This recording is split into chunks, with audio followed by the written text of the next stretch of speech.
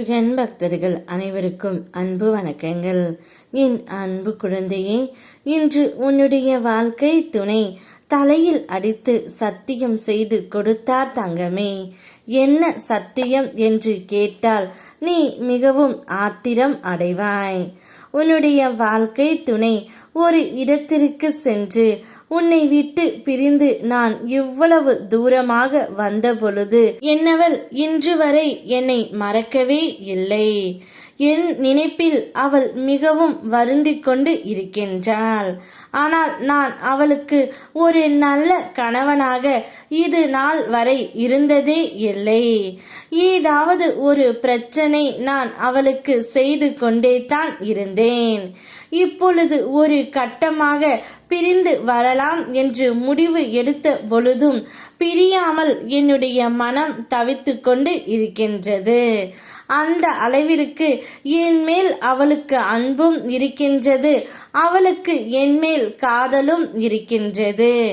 ஆனால் எங்களுடைய வாழ்க்கையில் கர்மா விளையாடி கொண்டு இருக்கின்றது. அதனால் நான் உங்கள் தலையில் அடித்து சத்தியம் செய்து கொடுக்கின்றேன் அப்பா. என்னுடைய வாழ்க்கை துணையை என்னிடம் எப்படியாவது சேர்த்து வையுங்கள்.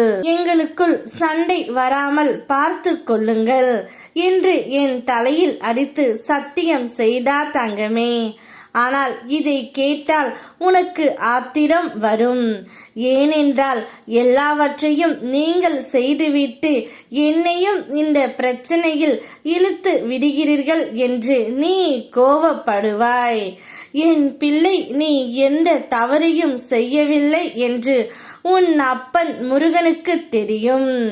உன்னுடைய துணை என்ன தவறு செய்தாலும் அதற்கு காரணம் நீதான் என்று அனைவரும் கூறுகின்றார்கள்.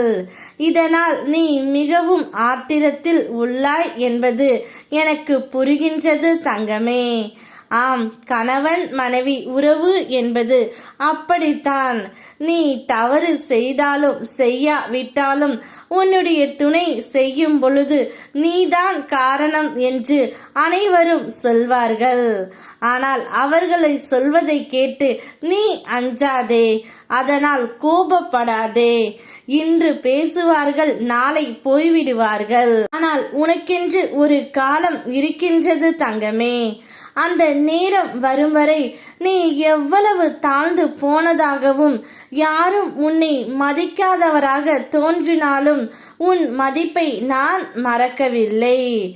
எல்லா சோதனைகளும் உன்னை குலைக்க அல்ல, உன்னை சுத்தப்படுத்தி உயரத்திற்கு அழைத்து செல்லவே.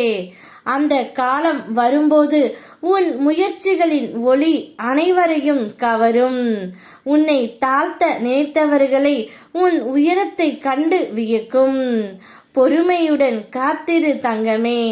உனக்கான நேரத்தை நானே கொண்டு வருகின்றேன். யாம் இருக்க பயமேன். ஓம் முருகா.